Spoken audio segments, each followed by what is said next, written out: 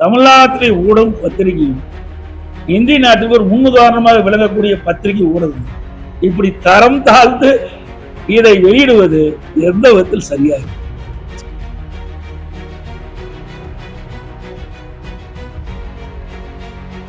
ஊடகத்துக்கும் பத்திரிகைகளுக்கும் என்று ஒரு நடுநிலையோடு செயல்படும் ஒரு தலைவரை வேண்டும் என்று ஒரு கட்சியுடைய பொதுச் செயலாளரை திட்டமிட்டு இதை அவதூறாக செய்தி வெளியிடுவது சரியில்லை என்பதை மட்டும் நீங்கள் உணர வேண்டும்.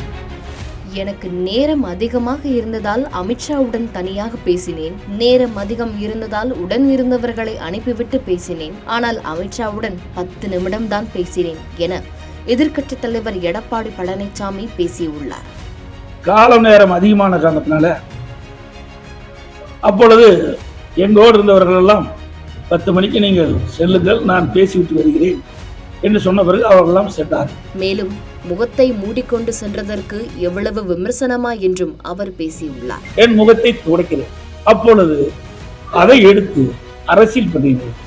வெட்கமாகவும் வேதனையாகவும். டெல்லியில் பாஜக மூத்த தலைவர் உள்துறை அமைச்சர் அமித்ஷாவை சந்தித்தது தொடர்பாக எதிர்க்கட்சித் தலைவர் எடப்பாடி பழனிசாமி விளக்கம் அளித்துள்ளார். அதில் நான் அமித்ஷாவை சந்தித்ததை பற்றி பல விஷயங்கள் கூறி வருகிறார்கள். நான் அமித்ஷாவை சந்திக்க போனது எல்லாருக்கும் தெரிந்ததுதான். எனக்கு நேரம் அதிகம் இருந்ததால் அமித்ஷாவுடன் தனியாக பேசினேன். நேரம் அதிகம் இருந்ததால் உடன் இருந்தவர்களை அனுப்பிவிட்டு பேசினேன். ஆனால் அமித்ஷாவுடன் வெறும் 10 நிமிடம் தான் பேசினேன். திமுக அரசை அகற்றுவதில் மக்களுடன் உறுதியாக இருக்கிறேன். திமுக அரசை அகற்ற தமிழகம் முழுவதும் சுற்றுப்பயணம் மேற்கொள்ள உள்ளேன் எனவும் தெரிவித்துள்ளார். காரில் வெளியே வரும்பொழுது என் முகத்தை எதிர்ச்சியாக துடைத்தேன். இதனை வைத்து அரசியல் செய்வது வேதனை அளிக்கிறது.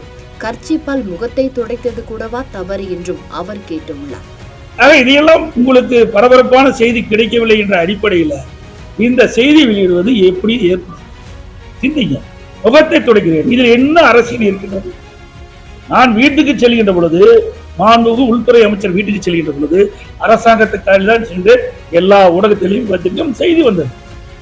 வெளியே வருகின்ற போது எனது முகத்தை துடைக்கின்ற பொழுது ஒரு வீடியோ எடுத்து ஒரு சில ஊடகங்கள் வேண்டுமென்ற திட்டமிட்டு ஊடகத்தில் எடுத்து பத்திரிகையிலையும் ஊடகத்தில் வெளியிடுவது எந்த விதத்தில் சரியாக இருக்கு? சிந்திச்சு பாருங்க. ரெஸ்ட் ரூம் போனாலும் ஊடகங்களுக்கு சொல்ல வேண்டுமா? துணியால் முகத்தை துடைப்பது என்ன தவறு என்று அவர் சரமாரியாக விளாசியுள்ளார். இன்னும் சொல்ல போனா சொல்லக்கூடாது, வருத்தத்தோட சொல்றேன். இனிமேல் ரெஸ்ட் ரூம் போனா கூட உங்களுக்கு சொல்லிட்டு தான் போவோம். அப்படிப்பட்ட நிலைமைக்கு இன்னைக்கு அரசியல் போய்விடும்.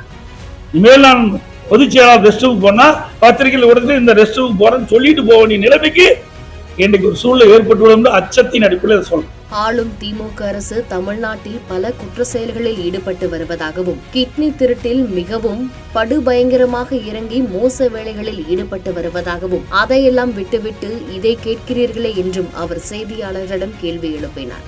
கிட்னி முறைகேடு நடந்திருக்கு.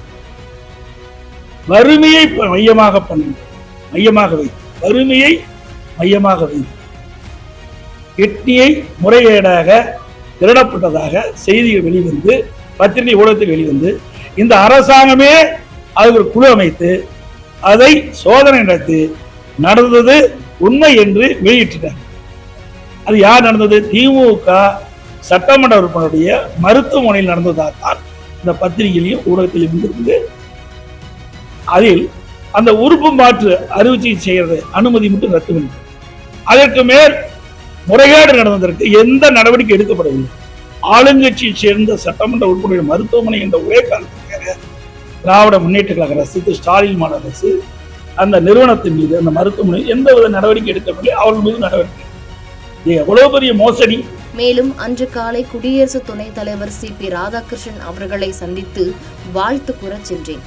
அப்போதும் அரசு காரில் தான் பயணித்தேன். இது பற்றி ஊடகங்களில் செய்திகள் வெளியிடுவீர்கள் என்று கருதித்தான் தமிழ்நாடு இல்லத்தில் இருந்து அதிகாரப்பூர்வ அரசு காரில் சென்றேன். மீண்டும் மத்திய உள்துறை அமைச்சர் வீட்டிற்கு செல்லும் போதும் அரசு காரில் தான் பயணித்தேன். இந்த சந்திப்பு முடிவடைந்ததும் அமித்ஷா அவருடைய வேளையில் கவனம் செலுத்த தொடங்கினார். நானும் காரில் புறப்பட்டு திரும்பும் பொழுது என்னுடைய முகத்தை எதேர்ச்சியாக துணியால் துடைத்தேன் என்றும், அதை எடுத்து அரசியல் செய்கிறீர்கள் எனவும், இதை நினைத்து பார்க்கும் பொழுது வெட்கமாகவும் வேதனையாகவும் இருக்கிறது எனவும் தமிழ்நாடு எதிர்க்கட்சித் தலைவர் எடப்பாடி பழனிசாமி கேட்டுள்ளார்.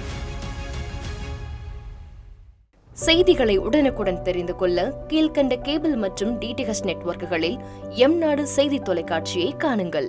பாதகம் செய்பவரை கண்டால் நாம் பயம் கொள்ளலாகாது பாப்பா. மோதி மிதித்துவிடு பாப்பா, அவர் முகத்தில் உமிழ்ந்துவிடு பாப்பா.